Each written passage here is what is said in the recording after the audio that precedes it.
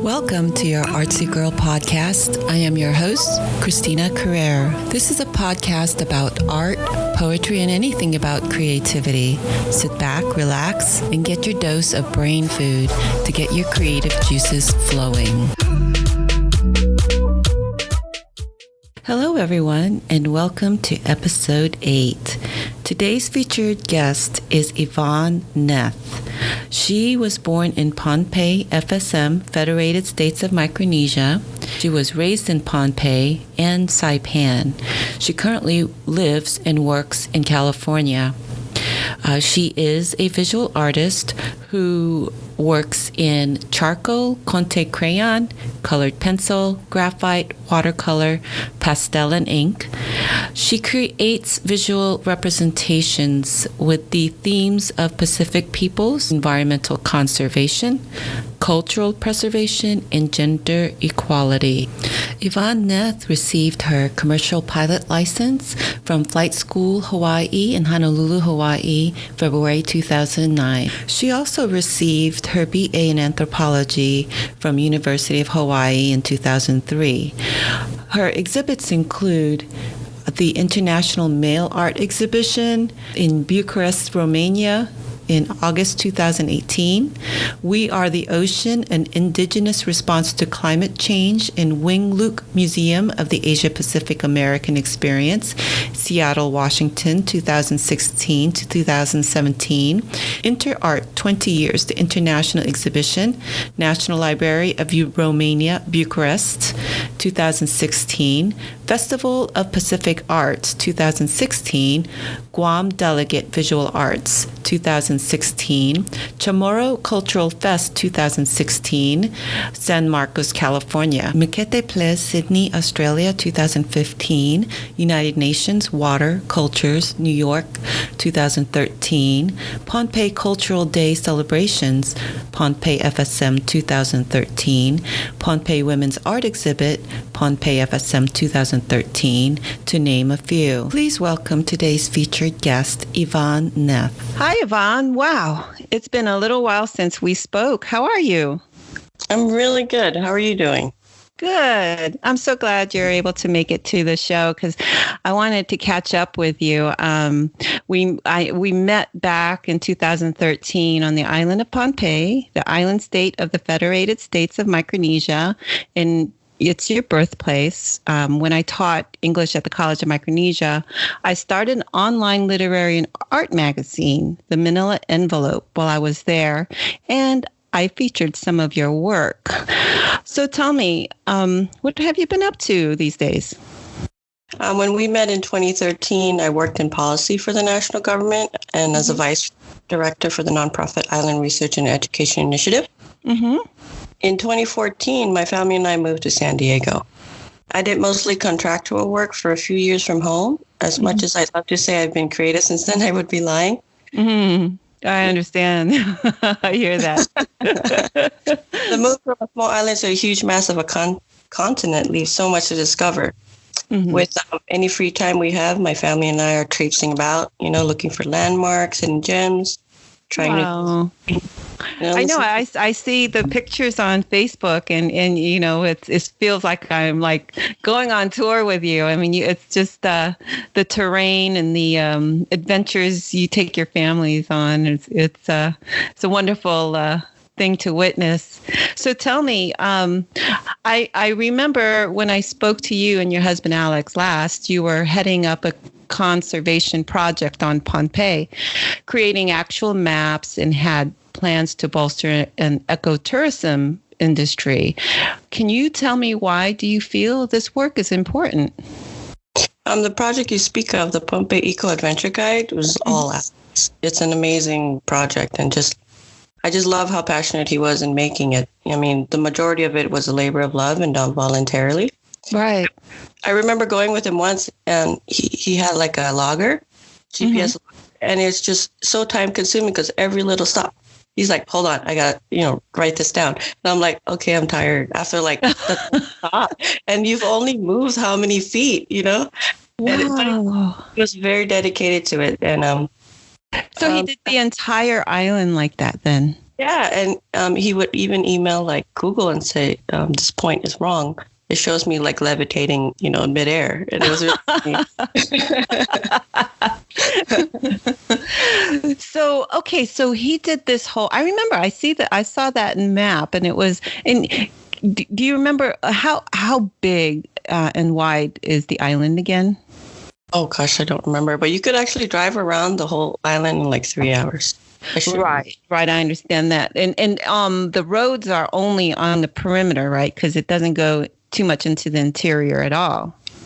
So much, but there are those, side roads. Most of it you got to trek, and it's hard because it's so muddy. And when we hike to like the cloud forest, our feet get stuck in like between rocks, and we have to cross rivers. So, and then how did the ecotourism?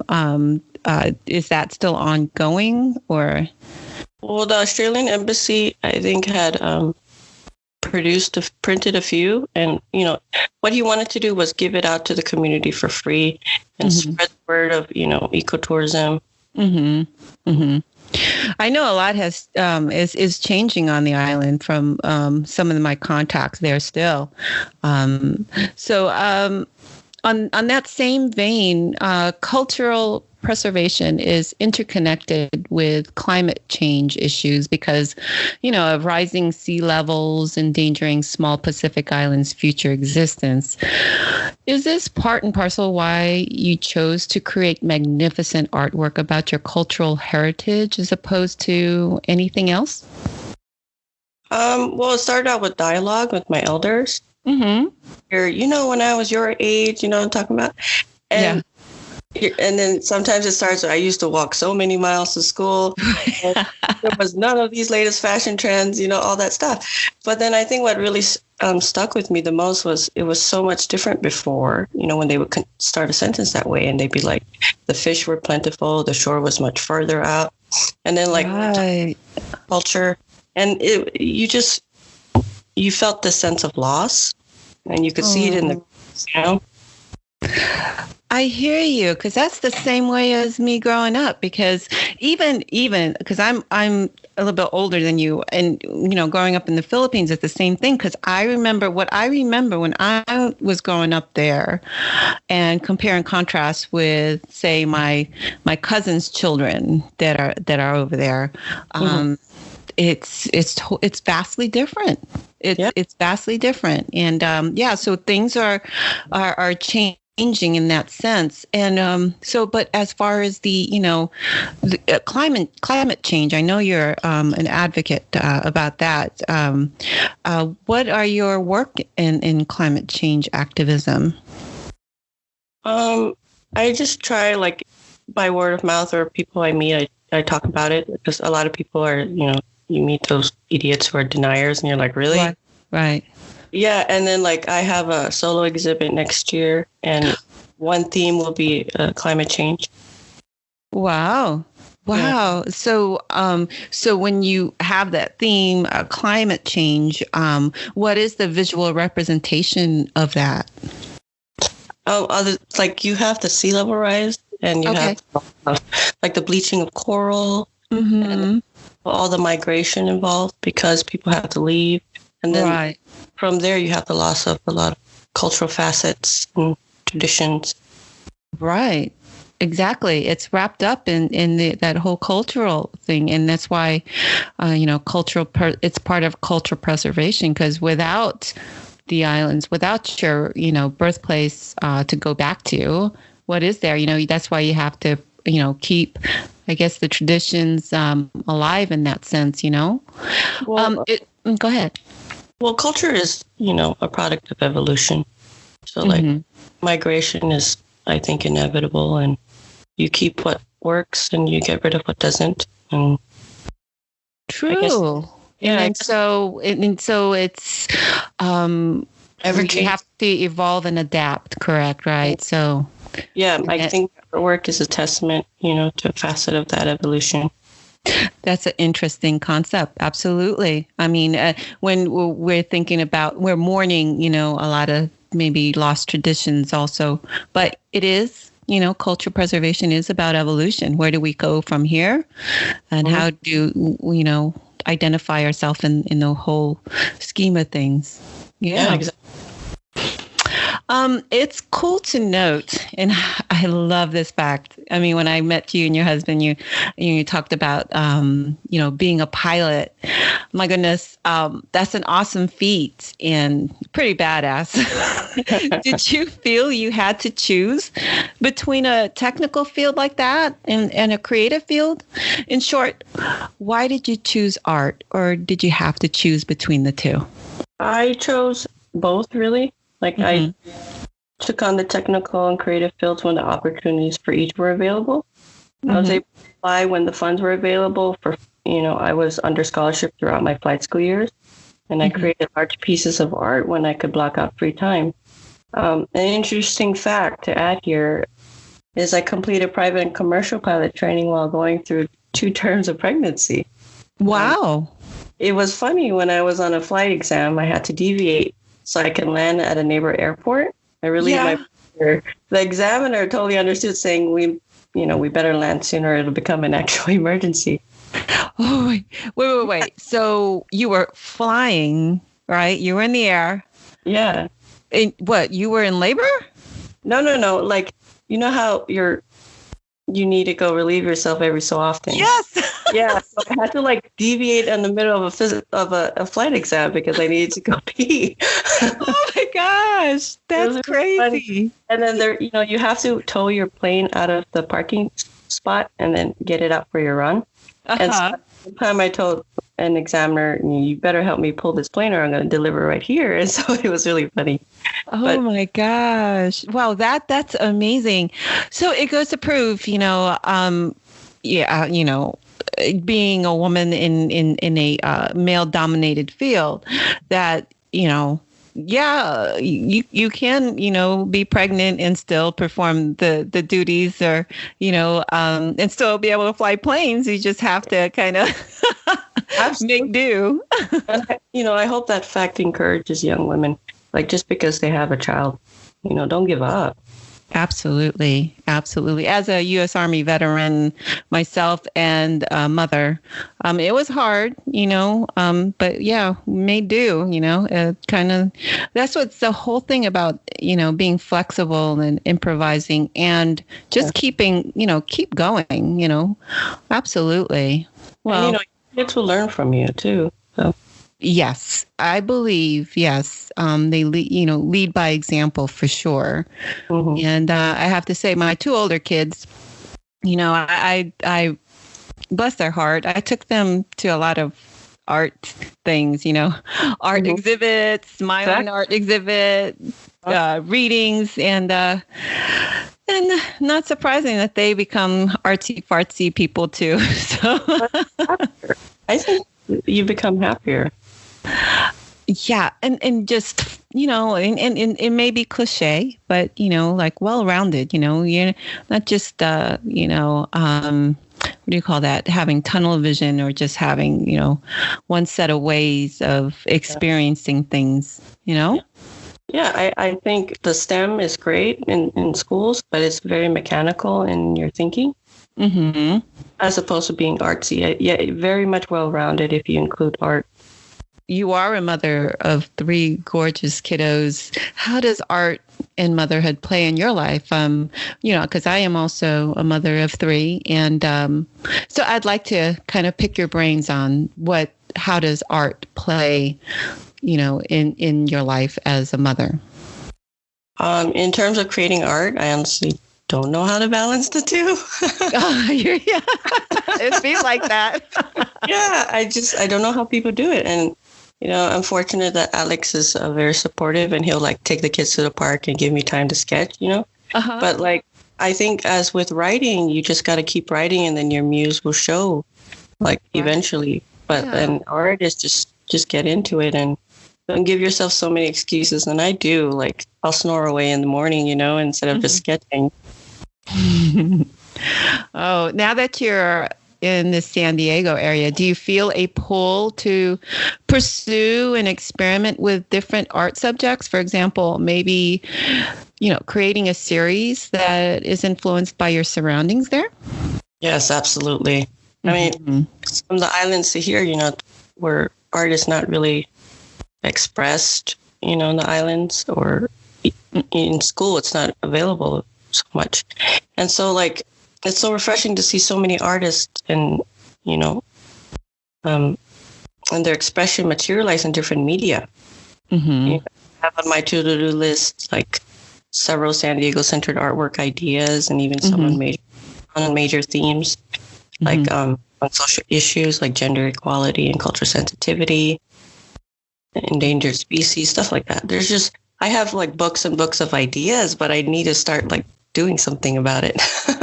Right. So that's why I was going to ask, do you, keep up with creative work? Do you have, think about maybe having a set routine, or, maybe any rituals? How about maybe having a set space, to do your art? Yeah, exactly. Well, I read a lot on like what other artists would recommend, and it's like, do it for 30 days and then the habit will stick. Right. And I guess it's just that challenge of actually doing it for 30 days, blocking out time, no matter how short. Exactly. And, I fall in and out of grace like that too myself, Now I'm thinking about, because I want to, it's hard for me to even stay with a novel, a book. So I kind of like, okay, I'm going to read a chapter every day, and I won't lose, the storyline that way.